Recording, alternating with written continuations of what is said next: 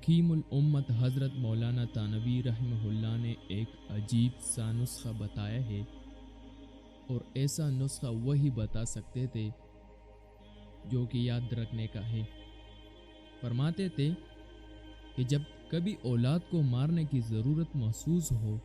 یا اس پر غصہ کرنے کی ضرورت محسوس ہو تو جس وقت غصہ آ رہا ہو اس وقت نہ مارو، بلکہ بعد میں جب غصہ ٹھنڈا ہو جائے تو اس وقت مصنوعی غصہ پیدا کر کے مار لو، اس لیے کہ جس وقت طبعی غصہ کے وقت اگر مارو گے یا غصہ کرو گے تو پھر حد پر قائم نہیں رہو گے، بلکہ حد سے تجاوز کر جاؤ گے، اور چونکہ ضروری ہے مارنا اس لیے مصنوعی غصہ پیدا کر کے پھر مار لو، تاکہ اصل مقصد بھی حاصل ہو جائے اور حد سے گزرنا بھی نہ پڑے۔ اور فرمایا کرتے تھے کہ میں نے ساری عمر اس پر عمل کیا کہ طبعی غصہ کے وقت نہ کسی کو مارا اور نہ ڈانٹا،